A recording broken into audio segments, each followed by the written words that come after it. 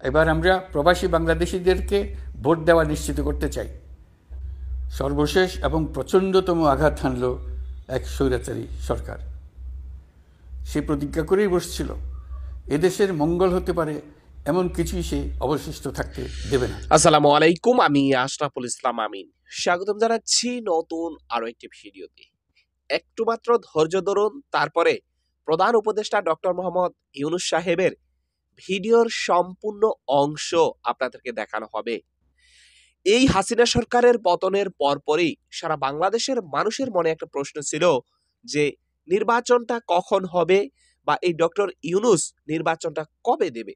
তবে এবার বরাবরই ডক্টর ইউনূস নির্বাচনের একটা দিনক্ষণ ঘোষণা করছে, এমনটি আপনি ধরতে পারেন। সাথে সাথে সে এই বর্তমান পরিস্থিতিতে এই সিচুয়েশনে কি কি কাজ করেছে বা কি পরিস্থিতি, এই যে কাজগুলার মাঝে কারা বাধা হয়ে দাঁড়িয়েছে, সকল কিছু মোটামুটি একটা তুলে ধরেছে। আসলে আমরা ডক্টর ইউনূস সাহেব থেকে ভিডিওর সামান্য অংশ আপনাদেরকে দেখাই, তাহলে বিষয়টি আরো সুন্দর করে বুঝতে পারবেন। এবার আমরা প্রবাসী বাংলাদেশিদেরকে ভোট দেওয়া নিশ্চিত করতে চাই। 2025 সালের শেষের দিকে নির্বাচন অনুষ্ঠান হয়তো সম্ভব হবে। সর্বশেষ এবং প্রচণ্ডতম আঘাত হানল এক স্বৈরাচারী সরকার। সে প্রতিজ্ঞা করেই বসছিল এদেশের মঙ্গল হতে পারে এমন কিছুই সে অবশিষ্ট থাকতে দেবে না। এবছরের বিজয় দিবস বিশেষ কারণে মহানন্দের দিন। মাত্র 4 মাস আগে একটি অসম্ভব সম্ভব হয়ে গেল। দেশে সবাই মিলে একজোটে হুঙ্কার দিয়ে উঠল। পৃথিবীর ঘৃণ্যতম স্বৈরাচারী শাসককে পালিয়ে যেতে বাধ্য করে আমাদের প্রিয় দেশকে মুক্ত করেছে ছাত্র জনতার সম্মিলিত অভ্যুত্থান।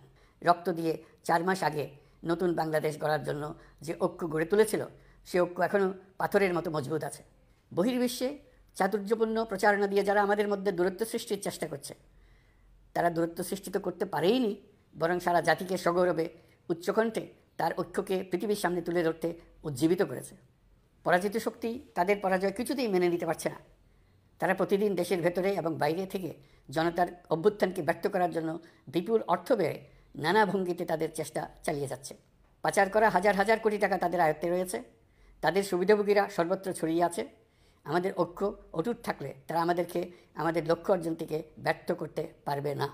আমাদের বিজয় দিবসে যোগ দেওয়ার জন্য ঢাকায় এসছেন পূর্ব তিমুরের রাষ্ট্রপতি, নোবেল শান্তি পুরস্কার বিজয়ী প্রেসিডেন্ট হোসে রামোস হর্তা। তিনি তার দেশের মুক্তিযুদ্ধে নেতৃত্ব দিয়েছেন। আমাদের দেশের মুক্তিযুদ্ধ তাকে অনুপ্রাণিত করেছিল। ইউরোপীয় ইউনিয়নের 19 জন রাষ্ট্রদূতের সঙ্গে আমার বৈঠক হয়েছে।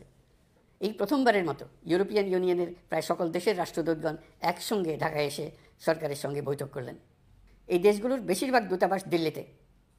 তারা অনেকেই আগে কোনো দিন ঢাকায় আসেনও। এটি একটি ঐতিহাসিক ঘটনা। একত্রে ঢাকায় আসলেন শুধু এই বার্তা দেওয়ার জন্য যে ইউরোপীয় ইউনিয়ন বাংলাদেশকে সর্বোচ্চ সমর্থন ও সহযোগিতা দেওয়ার জন্য প্রস্তুত। বাংলাদেশের বিরুদ্ধে অপপ্রচার এবং ভুল তথ্য প্রচারের বিষয়েও আমি ইউরোপীয় ইউনিয়নের কূটনীতিকদের জানিয়েছি। ইউরোপীয় দেশগুলোর মধ্যে যাদের ভিসা অফিস নয়াদিল্লিতে আছে, তাদেরকে ঢাকা বা অন্য কোনো প্রতিবেশী দেশে ভিসা অফিস নিয়ে আসার জন্য আমি অনুরোধ করেছি। বিশ্বব্যাংক সহ অন্যান্য সকল দাতা প্রতিষ্ঠানসমূহের কাছে আমাদের অর্থনীতির ভবিষ্যৎ সম্বন্ধে আস্থা প্রতিষ্ঠিত করতে অন্তর্বর্তীকালীন সরকার সক্ষম হয়েছে। তারা নতুন উদ্যোগে এবং নতুন উৎসাহে আমাদের সঙ্গে নতুন আর্থিক সম্পর্ক গড়ে তুলতে এগিয়ে এসছে। অর্থনীতির সাফল্যের ব্যাপারে দেশে এবং বিদেশে আস্থার সৃষ্টি হয়েছে। যেন স্থানীয় নির্বাচন সহ সকল নির্বাচনে সকল কেন্দ্রে প্রথমবারের ভোটাররা 100% কাছাকাছি সংখ্যায় ভোটদান নিশ্চিত করবে। এটা নিশ্চিত করতে পারলে ভবিষ্যতে কোনো সরকার মানুষের ভোটাধিকার কেড়ে নেবার সাহস করতে পারবে না। নতুন ভোটার ছাড়াও যাদের আগে থেকে ভোটার তালিকায় নাম থাকার কথা ছিল, তারা ভোটার তালিকায় আছে কিনা তা নিশ্চিত করতে হবে। বিশেষ মনোযোগ দিয়ে ভুয়া ভোটারদেরকে তালিকা থেকে বের করে দিতে হবে। এবার আমরা প্রবাসী বাংলাদেশিদেরকে ভোট দেওয়া নিশ্চিত করতে চাই। অতীতে আমরা এই ব্যাপারে অনেকবার আশ্বাসের কথা শুনেছি। এই সরকারের আমলে এটা যেন প্রথমবারের মতো বাস্তবায়িত হয়, এটা আমরা নিশ্চিত করতে চাই। এর জন্য একটা নির্ভরযোগ্য ব্যবস্থা করতে হবে। সব কিছুই সমসাপেক্ষ ব্যাপার। এর সঙ্গে যদি আমরা নির্বাচন প্রক্রিয়া আরও উন্নত করতে চাই, নির্বাচন সংস্কার কমিশনের সুপারিশমালা বাস্তবায়ন করতে চাই, তাহলে প্রয়োজনীয় সংস্কারের বিস্তৃতি ও গভীরতা অনুসারে নির্বাচন কমিশনকে সময় দিতে হবে। আমি সকল প্রধান সংস্কারগুলো সম্পন্ন করে নির্বাচন আয়োজন করার ব্যাপারে বরাবর আপনাদের কাছে আবেদন জানিয়ে এসেছি। তবে রাজনৈতিক ঐকমত্যের কারণে আমাদেরকে যদি অল্প কিছু সংস্কার করে ভোটার তালিকা নির্ভুলভাবে তৈরি করার ভিত্তিতে নির্বাচন সম্পন্ন করতে হয়, তাহলে 2025 সালের শেষের দিকে নির্বাচন অনুষ্ঠান হয়তো সম্ভব হবে। আর যদি এর সঙ্গে নির্বাচন প্রক্রিয়া এবং নির্বাচন সংস্কার কমিশনের সুপারিশের পরিপ্রেক্ষিতে এবং জাতীয় ঐকমত্যের ভিত্তিতে প্রত্যাশিত মাত্রার সংস্কার যোগ করি, তাহলে অন্তত আরও 6 মাস অতিরিক্ত সময় লাগতে পারে। মোটা দাগে বলা যায় 2025 সালের শেষ দিক থেকে 2026 সালের প্রথমার্ধের মধ্যে নির্বাচনের সময় নির্ধারণ করা যায়। প্রিয় দেশবাসী, যে কোনো সংস্কারের কাজে হাত দিতে গেলে রাজনৈতিক ঐকমত্যের প্রয়োজন। এই ঐকমত্যে পৌঁছানোর প্রক্রিয়া কী হবে? অন্তর্বর্তীকালীন সরকার এভাবে অগ্রসর হবার প্রস্তুতি নিচ্ছে। অন্তর্বর্তীকালীন সরকার প্রথম পর্যায়ে 6টি সংস্কার কমিশন গঠন করেছে। এরা শীঘ্রই চূড়ান্ত প্রতিবেদন পেশ করবে বলে আশা করি। নির্বাচন আয়োজন ও সংস্কার ছাড়াও আপনারা আমাদের উপর অনেকগুলো দায়িত্ব দিয়েছেন। এর মধ্যে রয়েছে অর্থনীতি পুনরুদ্ধার ও মানুষের জীবনমান উন্নয়ন। ফ্যাসিবাদী সরকারের কাছ থেকে আমরা বিপর্যস্ত এক অর্থনীতি পেয়েছি। আমাদের বৈদেশিক রিজার্ভ তলানিতে গিয়ে থেকেছিল।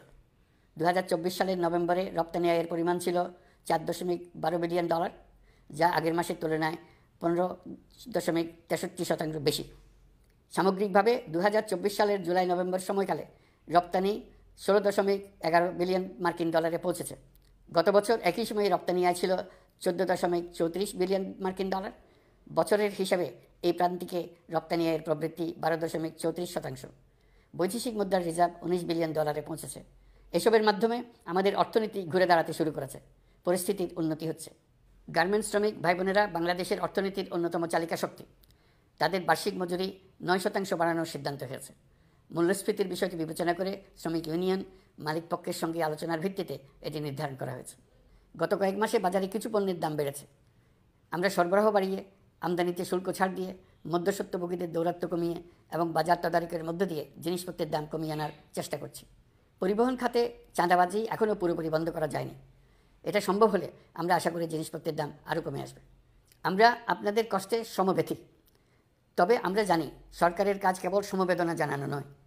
আমরা আপনাদের কষ্ট কমিয়ে আনতে সকল রকম চেষ্টা চালিয়ে যাচ্ছি। আসন্ন রমজানে দ্রব্যমূল্য সহনীয় রাখতে আমরা সবার সহযোগিতা চাই। আমরা ইতিমধ্যে ব্যবসায়ীদের সঙ্গে কথা বলেছি। তারা আমাদের কাছে ওয়াদা করেছে বাজারে পণ্য সরবরাহে কোনো সংকট হবে না।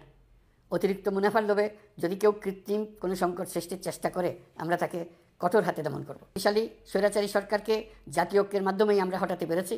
তারা এখনও সর্বশক্তি দিয়ে জাতিকে বিভক্ত করার চেষ্টা চালিয়ে যাচ্ছে। সাম্প্রদায়িক রাজনীতির মাধ্যমে জাতীয় ঐক্যকে নস্যাৎ করতে চাচ্ছে। একের প্রতি অন্যের বিষ উগড়ে দিতে চাচ্ছে। তাদের এই হীন প্রচেষ্টাকে কোনোভাবেই সফল হতে দেবেন না। দর্শক, নিশ্চয় ভিডিওর সামান্যতম কিছু অংশ আপনারা দেখলেন ডক্টর ইউনূস সাহেব থেকে। তো আসলে এখানে ডক্টর ইউনূস সাহেব যে সমস্ত কথাগুলা বলেছে, সকল কিছু মিলিয়ে আপনার কাছে এই বিষয়টা কেমন মনে হয়েছে সেটা অবশ্যই আপনি কমেন্টে জানাতে পারেন। এমনকি ডক্টর ইউনূসের সম্পর্কে যদি আপনার কোনো মতামত থাকে, সেটা অবশ্যই আপনারা কমেন্টে লিখতে পারেন। তবে নির্বাচন নিয়ে আমার মনে হচ্ছে যে এত চিন্তা করার কিছু নাই। দেশের কাজ সম্পূর্ণ হলেই হয়তোবা ঠিক সময়ে নির্বাচন হয়ে যাবে। তো সম্মানিত ভাইরা, এ হচ্ছে টোটাল বিষয়। তো আজকের ভিডিওটি এখানে শেষ করতে চাই। দেখা হবে নতুন অন্য কোনো ভিডিওতে। সবাই ভালো থাকবেন। আসসালামু আলাইকুম ওয়া রাহমাতুল্লাহি ওয়া বারাকাতুহু।